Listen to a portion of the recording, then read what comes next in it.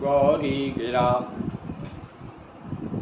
गोस्वामी गिरिजेश सहित शारदा नर्मदा आए हृदय प्रदेश बंदौ हनुमत लखन संगौ रिपु हनु भरत सुजान सिया राम जी को नमन गाऊं हरि गुण गान सियावर रामचंद्र की जय।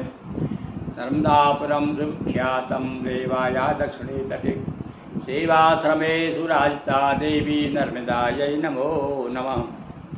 चले संग हिमंत तव पहुँचा वनवती हेतु विविध भांति परितोष करो विदा की न प्रसुके। भगवान शिव की विदाई हो गई और भगवान अब कैलाश में आ गए और कैलाश में आकर के अपने गृहस्थ आश्रम का निर्वाह कर रहे हैं। और आगे इस 102 दोहे से लेकर के 103 दोहे में भगवान शिव की कथा विश्राम लेगी। उसके बाद आगे की कथा प्रारंभ हो जाएगी। तो राते भवन आए गिरिराई सकल सैर सर लिए बुलाई आदर दान विनय बहुमाना सब कर पिता की नहीं मुबाना। एक एक बात का ध्यान रखते भैया गोस्वामी जी।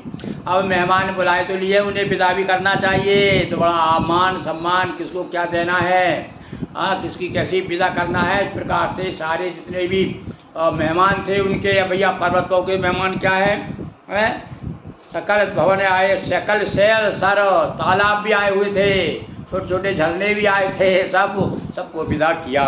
आदर दान विनय आदर के साथ में किसी जिसको दान देना उसको दान दिया और जिसका सम्मान करना उसका सम्मान किया। छोटों बड़ों सबको प्यार बताते हुए सबको विदा किया गया। जब आई और इधर आप भगवान शंभु कैलाश में आ गए। क्या हुआ कैलाश में आते ही कि जब आई शंभु कैलाश आए सुर सब निज निज लोक सिधाए। और इधर भी सारे लोग देवता लोग भी इधर भगवान चले गए। कई लोग तो आज भी यही होता ना कि बारात में भैया भोजन किए फिर देखते दूल्हा दुल्हन कहाँ है, भोजन किए और अपने घर, और बाद में पता चला कि 8-10 आदमी शेष रह गए जो खास हैं। तो ऐसे ही हुआ। इधर तो भगवान शिव कैलाश में आए और सारे देवता जहाँ जहाँ से आए थे सब अपने अपने स्थान को चले गए। जगत मातु पितु शंभु भवानी तय श्रृंगार न कहु बकानी। देखिए फिर ध्यान गया उनका पार्वती की ओर। क्या दुल्हन का रूप है भैया। वैसे वर्णन अच्छा कर दिया उन्होंने, बहुत वर्णन किया, फिर भी बाद में कुछ रह गई कसर। तो कहने लगे भैया ये जगत अम्बा जगत जननी माँ है सबकी। भैया भला उसके उनके श्रृंगार के बारे में मैं क्या कह सकता हूँ। कहते हैं भैया कालिदास ने अभिज्ञान शाकुंतलम नाम का एक ग्रंथ लिखा है और एक रघुवंश नाम का ग्रंथ लिखा है। उनमें सब में रघुवंश में और एक और कोई ग्रंथ है जिसमें पार्वती जी की थोड़ी सी एक लौकिक दृष्टि से श्रृंगार का वर्णन कर दिया है। उसके कारण उन्हें भोगना पड़ा। कहते हैं अंतिम समय में उनको कोढ़ हो गया था, ऐसी मानता है। तो भैया ये तो भगवती जगत जननी माँ की बेटा माँ के श्रृंगार का वर्णन क्या करे। वो तो प्रणाम ही कर सकता है, देख देख करके प्रवृत्त हो सकता है। तो इसलिए कहा कि ते श्रृंगार न कयो बकानी। इसलिए भैया मैंने, क्योंकि वो जगत माता है, भगवान शिव जगत के पिता हैं, तो उनके बारे में क्या कह सकता हूँ। तो करें विधि विधि भोग विलासा गणन समेत बसई कैलासा। और कैसे आश्रम में रह रहे हैं भगवान शिव। और क्या हुआ हर गिरजा बिहार नितनयु यही विधि विपुल काल चल गयु। और इस प्रकार से ग्रस्त जीवन यापन करते हुए बहुत समय हो गया। उसके बाद में फिर जो है तब जने मुँह सट बदन कुमारा, उसकी कथा से पुराण में दी है। बड़ी विचित्र कथा की है कि ये पार्वती की कोख से पैदा नहीं हुए सट बदन। और पार्वती तो आदि शक्ति जगत जननी है, वो तो अपनी इच्छा दृष्टि से इस संसार की रचना कर देती है। उद्भव विस्तृत सारण कारणीम क्लेशारणीम। तो इसलिए सट बदन का हम बाद में कभी शिव पुराण जो आपने देखना चाहते हो कि स्वामी कार्तिक का जन्म कैसे हुआ, वो मेरा एपिसोड देख लें। शिव पुराण पूरा दिया हुआ है, गिरी मोहन गुरु नाम से खोलिए और पुराणों का देखिए, शिव पुराण की कथा देखिए, उसमें मिल जाएगा। तब जनिमु सट बदन कुमारा तारके असुर समर जय मारा। और उन तारकासुर की बड़ी सुंदर कथा शिव पुराण में दी गई है। आगम निगम प्रसिद्ध पुराना सन्मुख जन्म सकल है। और भैया जब देखिए कवि की सबसे बड़ी विशेष चतुराई क्या है कि जब संक्षेप में कोई वर्णन करना होता है तो वो कह देते हैं, आगे बढ़ जाते हैं, क्या कह रहे हैं, भैया ये कथा इतनी प्रसिद्ध है कि उस के बारे में मैं क्या कहूँ, सारा संसार जानता है। इसलिए अब आगे बढ़ते हैं। जग जान सन्मुख जन्म कर्म प्रताप पुरुषारथ महा। और उनका कर्म क्या किया उन्होंने, उनका प्रताप क्या था, किसका, स्वामी कार्तिक जी का। सारा संसार पुरुषार्थ जानता है। तेरी हेतु में वृषुकेत सुत का चरित्र संक्षेप ही कहा। इसलिए भैया संक्षेप, और क्या संक्षेप, एक पंक्ति चर्चा की है और कह रहा संक्षेप में कहा है उन्होंने।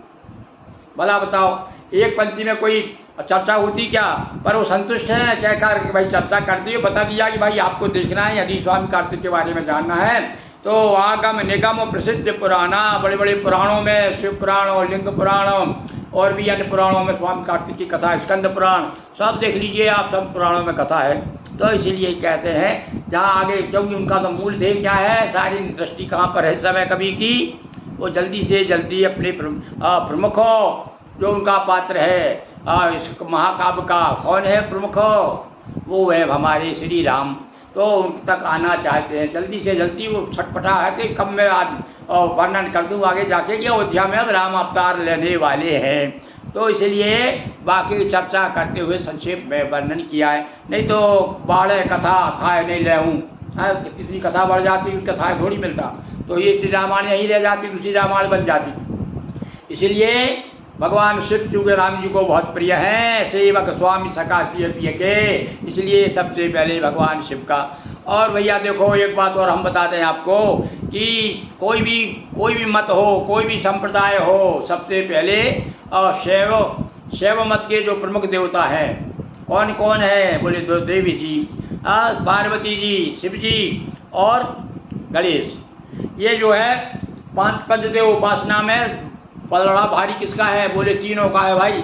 इधर तो का सूर्य है और विष्णु, और बाकी इधर तो पूरा परिवार है, गणेश जी हैं और शिव जी हैं, पार्वती है। तो पांच पंचदेव उपासना है। पर सबसे बड़ी और बात विशेष बता दें आपको कि चाहे वो कोई भी मत हो, शाक्त मत हो, वैष्णव मत हो, और बिना गणेश के, बिना शिव जी के पुत्र के स्मरण किए हुए काम नहीं बनता। तो भैया मैं तो कहता हूँ कभी कभी कि देखो भगवान शिव को कोई भूल नहीं सकता। क्यों? क्योंकि जब पहले गणेश जी की उनके पुत्र को स्मरण करना पड़ता है और उसके बाद में पहले हर हर महादेव कहना बहुत जरूरी है। ओम हरिये नमः, ओम हरिये नमः, ओम हरिये नमः। जब तक आप 3 बार उच्चारण नहीं करेंगे आपकी पूजा सफल नहीं होगी, ऐसा विद्वानों का मत है। तो भैया इसलिए गोस्वामी जी ने उस परंपरा का निर्वाह करते हुए पहले भगवान गणेश का, भगवान शिव का, स्वामी कार्तिक का, उनके परिवार का, पार्वती जी का, सबका वर्णन किया। अब आगे बढ़ने वाले हैं। अजय उमा शंभु विवाह जे नर कह सुनई जगा वही। और बता दिया भैया जो शंकर जी का विवाह संक्षेप में कहा है ना, ये विवाह का जब भी कोई इसका गान करेगा, अभी देखिए हम लोग बड़े आनंद हो रहे हैं, बीच में जब से हमने शुरू किया वास्तव में आनंद ही आनंद का अनुभव करना है। अब ना जाने आपकी क्या स्थिति है, आप सुन रहे हैं कि नहीं सुन रहे, ये तो नहीं जानता मैं। पर कह उमा शंभु विवाह जे नर नार कह जे गावही, कल्याण का जो विवाह मंगल सर्वदा सुख पावही। और जो भगवान शिव के विवाह का बड़े भक्ति के साथ में वर्णन करेगा, सदा सदा उसका मंगल होगा। और क्यों नहीं होगा, भगवान तो स्वयं है ना, मंगल भवन मंगलहारी।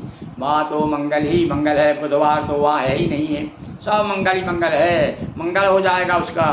तो चरित सिंधु गिरिजा रमन वेद न पावहीं पार। हाँ, अब यहाँ पर और भी बड़ी बात कह रही। अब आगे स्वामी कार्तिक का जन्म के बारे में बता दें कि निगमागम सब में इनके बारे में, तो शिव जी के बारे में कह रहे हैं कि वेद भी पार नहीं पाता, नायति नायति नेति नेति कई वेद पुकारा। उनका बारे में तो भैया वेद भी वर्णन नहीं कर सकता। अब हम जैसे छोटे छोटे प्राणी तो आज तो जब से बड़े महाकवि कहते हैं कि कवि न हो नहीं चतुर कहाऊँ, तो हमारी करना कहाँ है, हम तो कहीं भी नहीं है। हम तो अपनी वाणी पवित्र करने के लिए भगवान का स्मरण कर रहे हैं, गान कर रहे हैं, चाहे एक घड़ी आधी घड़ी, इसलिए हमने 10 मिनट पकड़ लिए भैया, 10-12 मिनट रोज़ आपको ये कथा सुना रहे हैं। हम खुद भी सुन रहे हैं, भगवान रब्दा जी को सुना रहे हैं, और जितने देवता हैं यहाँ भैया अखिलेश्वर महादेव विराजमान हैं, और इधर देखो भगवान राम पूरे दरबार सहित, और इस समय हनुमान जी तो बैठे हुए हैं, कथा सुन रहे हैं। तो भैया जब इतने लोग कथा सुनने वाले हैं तो आप लोगों में से कोई कम बेसी हो जाए, कम ज़्यादा संख्या हो जाए, तो उसकी भी कोई चिंता नहीं है। और यदि आप सुन रहे हैं तो भैया आपका फर्ज बनता है कि आप इसे फॉलो करिए, अपने मित्रों तक भेजिए कि भैया ज़्यादा नहीं तो 5-10 मिनट ही सुन लो भाई। तो इस प्रकार से भगवान चरित्र सिंधु गिरिजा रमन वर्ण तुलसीदास किमि अति मंद वनमति मंदे गंवार। अब यहाँ गंवार का मतलब क्या हुआ? गंवार यानी मूर्ख नहीं, गंवार यानी गांव का रहने वाला। अब ये भी अर्थ हो सकता है इसका, गए गाँव गए गंवार, ऐसे कहते हैं गाँव में उपाव। गंवार शब्द भी गाँव से ही बना है। कुछ लोगों की मानता हो गई थी, लोगों की कुछ विद्वान बड़े जो बड़े बड़े कुर्सियों में बैठ लेते हैं, बड़े बड़े कॉलेजों में, तो ये क्या समझते हैं जो गांव में है वो तो गंवार ही है। पर ऐसी बात नहीं है। जो गांव के ग्वाले हैं वो गाय चराने वाले हैं, वो गीता गाने वाले हैं। हमारा देश तो ऐसा है भैया, जो गाय चराने वाले हैं वो गीता गाने वाले। तो चलिए आज की कथा यहीं विश्राम देते हैं। और दोहा क्रमांक 102 से 103 बोलिए। नर्मदा मैया की जय। नर्मदापुरम सुविख्यातम रेवाया दक्षिणे तटे सेवा समय सुराजिता देवी नर्मदायै नमो नमः। बोलिए श्यावर रामचंद्र की जय। हर हर महादेव शंभो। एक बार फिर से याद आ गई हमें कौशिक जी की। वो क्या कहते हैं भैया, 3 बार कम से कम अपने जीवन में गंगा और विश्वनाथ और काशी, इसका उच्चारण तो करो जरूर करना चाहिए, याद करना चाहिए उन्हें। तो चलिए मेरे साथ साथ आप भी करिए। हर हर महादेव शंभो काशी विश्वनाथ गंगे। हर हर महादेव शंभो काशी विश्वनाथ गंगे। हर हर महादेव शंभो काशी विश्वनाथ गंगे। हर हर हर हर हर।